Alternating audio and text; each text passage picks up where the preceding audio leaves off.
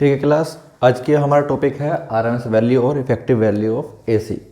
मतलब आज हम देखेंगे कि एसी सिग्नल के लिए, एसी वेवफॉर्म के लिए जो हम यूज़ कर रहे हैं साइनसोइडल वेव, उसके अंदर हमारे जो आरएमएस वैल्यू होती है या इफेक्टिव वैल्यू होती है वो क्या होती है। उससे पहले ये समझ लेते हैं कि आरएमएस होता क्या है।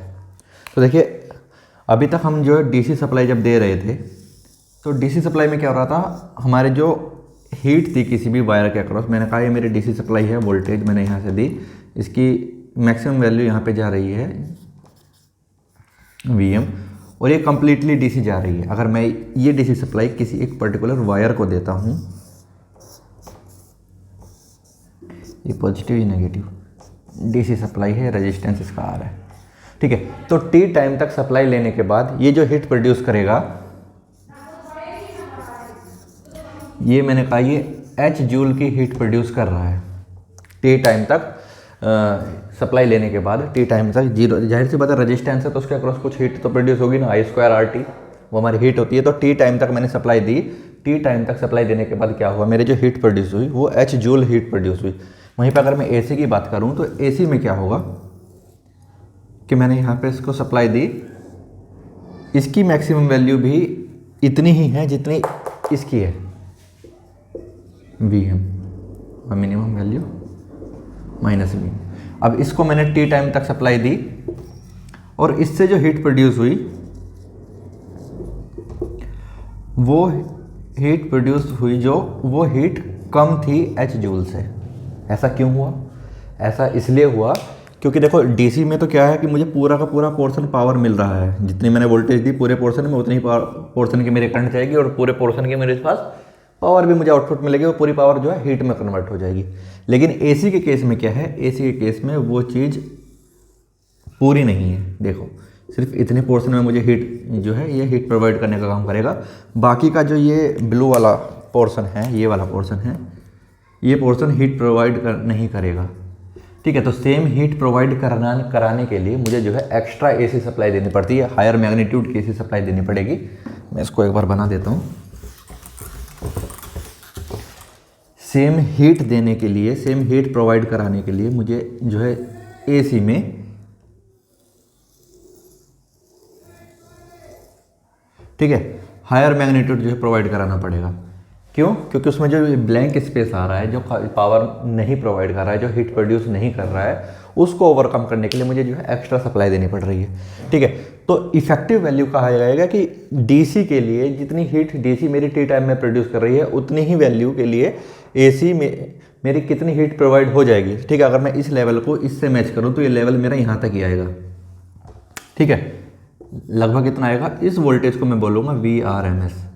VRMS मुझे बताता है कि ये डीसी इक्विवेलेंट वोल्टेज है, मतलब इस वोल्टेज पे आके इतनी ही हीट मेरी डीसी में मुझे देनी पड़ेगी इस लेवल तक के वोल्टेज को अचीव करने के लिए, मतलब इतनी ही हीट प्रोवाइड करने के लिए। अब मुझे लगता है कि आप समझ रहे होंगे कि देखिए मुझे जो है जितनी हीट मेरी डीसी से प्रोवाइड हो रही है उतनी हीट प्रोवाइड करने के लिए मैं उतनी ही वोल्टेज नहीं दूंगा, उससे ज़्यादा वोल्टेज मुझे देनी पड़ेगी। या आप उल्टा समझ लीजिए, एसी में जितनी हीट प्रोवाइड मुझे मिल रही है, हीट में हीट प्रोड्यूस हो रही है जितनी, उतनी ही हीट प्रोड्यूस करने के लिए मुझे डीसी में कम वोल्टेज देनी पड़ेगी। वो जितनी कम वोल्टेज मैं दे रहा हूँ वो कहलाएगी मेरी इफेक्टिव वोल्टेज या इफेक्टिव वैल्यू।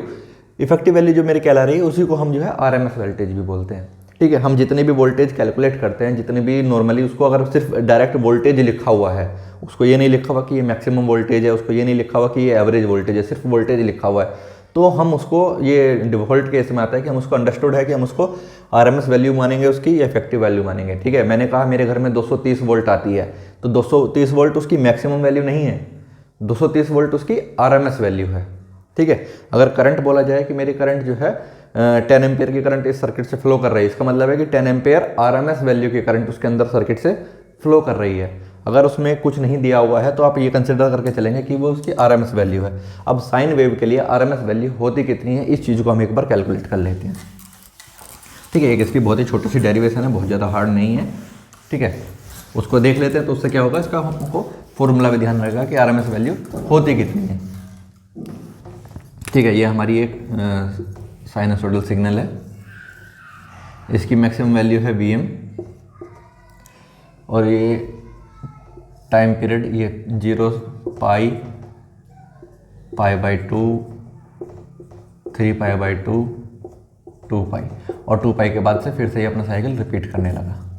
ठीक है, तो रूट मीन स्क्वायर, आरएमएस की फुल फॉर्म है हमारी क्या, पहला रूट, फिर मीन, मीन मतलब एवरेज, और फिर स्क्वायर। ठीक है, अगर मैं वोल्टेज की टर्म में बात करूं तो मुझे अगर वी आर एम एस निकालनी होगी तो मैं पहले क्या लगाऊंगा, रूट, रूट मतलब पावर हाफ, ये लग गया रूट। उसके बाद क्या करूंगा, मीन करूंगा, मीन मतलब टाइम से डिवाइड कर देना, 1/t। उसके बाद स्क्वायर, स्क्वायर किसका, इस सिग्नल का, 0 से लेके टाइम t तक, और ये हो गया ft, अगर ये ओमेगा t है, ft का, ft dt का स्क्वायर, इसका स्क्वायर। ठीक है, अभी साइन वेव है तो जाहिर सी बात है मुझे पता ही है इसका क्या होगा, जो फंक्शन की वैल्यू होगी Vm साइन ओमेगा t। ठीक है, सोल्व करके देखते हैं क्या आती है RMS value. Power 1/t, time period कितना है, 2 पाई, 2 पाई इसका टाइम पीरियड हो गया, तो इंटीग्रेशन भी कहाँ से कहाँ तक करेंगे, 0 से लेके 2 पाई का, 0 से लेकर 2 पाई का क्यों करेंगे, क्योंकि ये जो है 2 पाई तक ही तो जा रहा है मेरा सिग्नल, टाइम पीरियड उतने। ठीक, ये है मेरा Vm square sine square omega T, और उसके बाद D omega T, power half. ठीक है, अब अगर देखा जाए तो यहाँ जितना टाइम पे, जितनी साइकिल मेरा ये कवर कर रहा है, मुझे सिर्फ हीट से मतलब है, करंट के डायरेक्शन से मतलब नहीं है, उतना ही मेरा ये प्रोड्यूस कर रहा है। अगर मेरा सेम चीज़ प्रोड्यूस कर रहा है, वैसे भी स्क्वायर हो रहा है वोल्टेज का, अगर मैं माइनस वी एम भी लूँगा तो स्क्वायर होने के बाद प्लस वी एम हो जाएगा। ठीक है, तो मैं इसको ऐसे लिख सकता हूँ क्या, चलिए शॉर्टकट नहीं करते हैं, थोड़ा 0 से लेके पाई, ये है पावर भार, pi v M square sine square omega t, plus pi से लेके 2 pi minus b m square sine square omega t, ये डी ओमेगा टी, ये भी डी ओमेगा टी। ठीक है, अब देखिए माइनस वी एम का स्क्वायर करेंगे तो ये भी प्लस वी एम स्क्वायर हो जाएगा, ये भी बिल्कुल सेम हो जाएगा, ये भी बिल्कुल सेम हो जाएगा। तो मैं क्या कह सकता हूँ, इसका ट्वाइस कर दूँ ना, इसका ट्वाइस कर दिया 2 पाई, और ये इंटीग्रेशन 0 से लेके pi v M square sine square omega t d omega t. ठीक है, और ये पावर आ गई इसकी हाफ। ठीक है, अगर इतना समझ में आता है तो बहुत अच्छी बात है, इससे ज़्यादा आपको जो है दिमाग नहीं लगाना पड़ेगा इसमें। अब ये देखिए, इसको पहले रफ कर देता हूँ पहले यहाँ तक। असल में अपना बोर्ड जो है थोड़ा छोटा है, तो और बच्चों की थोड़ी शिकायत रहती है कि सर आपकी स्क्रीन थोड़ी साफ़ नहीं दिखती है, कारण मैं समझ नहीं पा रहा हूँ कि क्यों साफ़ नहीं दिखती है। ठीक है, तो उसके लिए थोड़ा सा रफ करते रहना पड़ता है। अभी देखिए साइन स्क्वायर ओमेगा टी, अगर आपको याद हो हमने जो है ट्रिग्नोमेट्री में एक फॉर्मूला पढ़ा था, वो फॉर्मूला क्या था, कोस 2 थीटा का, कोस 2 थीटा का फॉर्मूला था 1 माइनस 2 साइन स्क्वायर थीटा। ठीक है, यहाँ से अगर मैं साइन स्क्वायर थीटा निकालूँ तो क्या आएगा मेरा, इसको इधर ले जाऊँ, इसको उधर ले जाऊँ, क्या गया 2 sine square theta equals to 1 minus cos 2 theta, और यहाँ से मेरा साइन स्क्वायर थीटा आ गया कितना, 1 minus cos 2 theta divided by 2। ठीक है, इस फॉर्मूले का हम यूज़ करेंगे, साइन स्क्वायर ओमेगा टी की जगह क्या रख देंगे, 1 minus cos 2 omega T upon 2 रख के देखते हैं क्या आता है। वी आर एम एस बराबर, ये तो 2 से 2 कैंसिल हो गया, और वी एम स्क्वायर बाहर आ गया, V M square divided by pi, अंदर क्या बचा, इंटीग्रेशन 0 से लेके पाई किस किस का, sign square omega T, sign square omega T को मैं ये लिख रहा हूँ 1 minus cos 2 omega T divided by 2, और ये पावर हाफ, पावर हाफ का मतलब रूट है, इस बात को ध्यान रखिएगा। ये V M square divided by pi. ठीक है, इंटीग्रेशन कर लेते हैं, इसको 2 को बाहर निकाल लेते हैं, 2 पाई इंटीग्रेशन किया, अगर 1 का इंटीग्रेशन किया ओमेगा टी के रेस्पेक्ट में कितना आ गया ओमेगा टी, कोस का इंटीग्रेशन करोगे अगर कितना आएगा साइन कर लेते हैं। Sine 2 omega T divided by 2, 0 से पाई और ये power half Vm² divided by 2 pi. ठीक है, जब इसमें इंटीग्रेशन की वैल्यू पहले पाई रखी तो ये पाई आ गया, माइनस साइन 2 पाई की वैल्यू 0, उसके बाद माइनस किया, माइनस करने के बाद 0 रखी तो ये 0 और साइन 0 की वैल्यू फिर से 0। इसको सोल्व करोगे कितना आ जाएगा, Vm² डिवाइडेड बाई 2 पाई और अंदर बचा सिर्फ पाई, पाई से पाई कट गया और ये अभी भी अंडर रूट में है।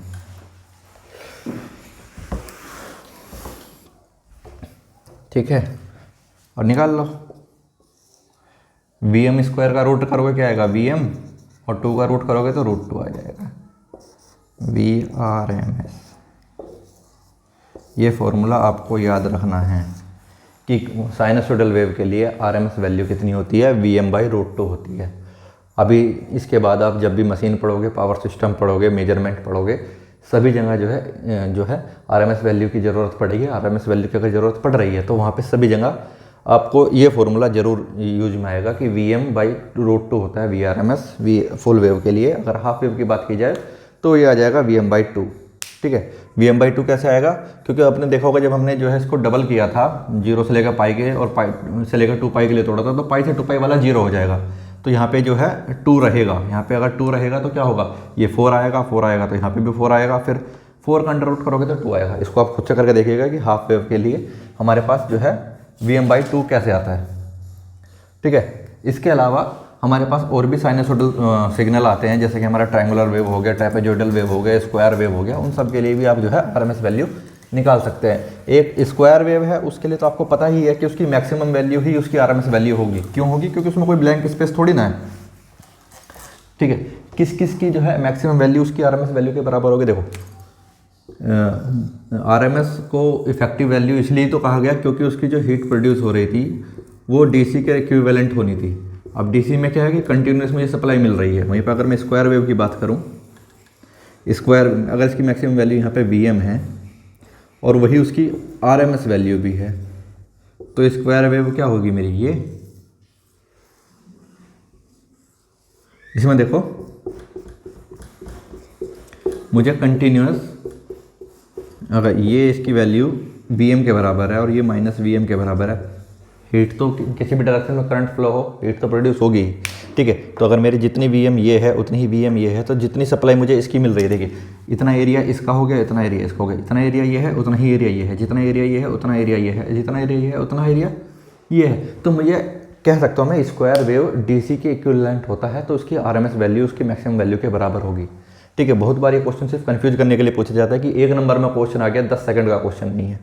पूछ लिया कि स्क्वायर वेव दे दी, बताओ इसकी RMS वैल्यू क्या होगी। RMS वैल्यू सीधी सीधी है इसकी कि Vrms = Vm। Vm क्यों होगी, क्योंकि उसमें कहीं पे भी गैप नहीं है, कहीं पे भी ब्लैंक स्पेस नहीं है। जहाँ पे ब्लैंक स्पेस होगा वहाँ पे RMS वैल्यू मैक्सिमम वैल्यू से कम होगी। ये तो हमें पता चल ही गया है। ठीक है, किस किस में कम होगी, देखिए जैसे मेरी ट्रायंगुलर वेव है, इसमें मुझे दिख रहा है ना कि आधा एरिया कम हो रहा है, ये एरिया कम है, ये भी एरिया ब्लैंक स्पेस है। सिर्फ इतने एरिया से मुझे जो है ये हीट प्रोड्यूस करने में हेल्प मिल रही है, सिर्फ इस एरिया में। अगर इस एरिया में मिल रही है तो ये मेरा जो है RMS इसकी जो है मैक्सिमम वैल्यू से कम आएगी। कितनी कम आएगी, इस चीज़ को आप आराम से निकाल सकते हैं। इसकी जो है Vm/√3 आएगी। आप सोल्व करके देखिए एक बार, अगर नहीं होता तो मैं बताता ही हूँ, या फिर एक काम करते हैं ना, मैं बता देता हूँ, आप जो है उससे रिलेटेड फिर आपको जो है ध्यान रहेगा कि इस तरीके से हम जो है अलग अलग सिग्नल के लिए अलग अलग वैल्यू निकाल सकते हैं। देखिए मेरे पास ट्रायंगुलर वेव है,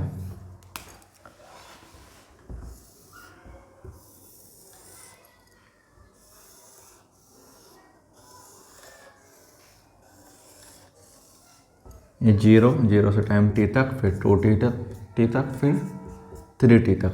इसकी मैक्सिमम वैल्यू जा रही है Vm तक।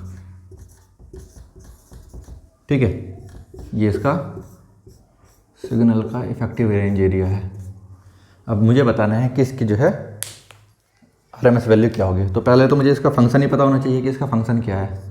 फंक्शन बताने के लिए मुझे इसका स्लोप पता है। जब हमने एवरेज वैल्यू निकाली थी तो मुझे पता चला था इसका स्लोप क्या था, Vm/T × T। ये इसका स्लोप था। निकाल लेते हैं V R M S equals to, पहले तो रूट, फिर मीन,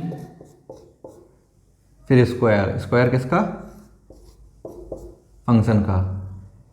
सीधा सीधा स्क्वायर ही लिख देते हैं ना, V M upon T into T D T का स्क्वायर। ठीक है, 1/t, V M square upon बाहर आ गया टी स्क्वायर, और अंदर क्या बचा? 0 से T square D T power 1/2 V M का स्क्वायर डिवाइडेड बाई टी की क्यूब। इसका इंटीग्रेशन करोगे कितना आएगा? टी का क्यूब बटे 3 पावर 1/2। ये 0 से वैल्यू पुट करोगे इंटीग्रेशन में, कितनी आएगी? टी क्यूब बटे 3। इससे ये गया, हो गया कैंसिल। अंदर क्या बचा? V M upon √3। तो ट्रायंगुलर वेव में आरएमएस वैल्यू होती है वी एम बाई √3। बहुत ही बेसिक सा फॉर्मूला है। आप जो है इसी तरीके से अलग अलग वेव फॉर्म के लिए आरएमएस वैल्यू निकालेंगे तो उससे आप पता कर पाएंगे कि किसकी क्या आरएमएस वैल्यू है। अब बात करते हैं इसके बाद इंस्टेंटेनियस वैल्यू की। एक चीज़ और मैं यहाँ पे बताना चाहूँगा इससे पहले कि आरएमएस वैल्यू किस किस चीज़ से अफेक्टेड नहीं होती है। एक चीज़ यहाँ पे एक बार देख लेते हैं, उसके बाद देखते हैं इंस्टेंटेनियस वैल्यू क्या होती है।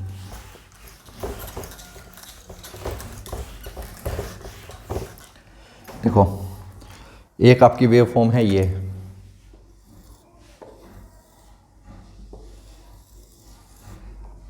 ठीक है। दूसरी वेव फॉर्म है आपकी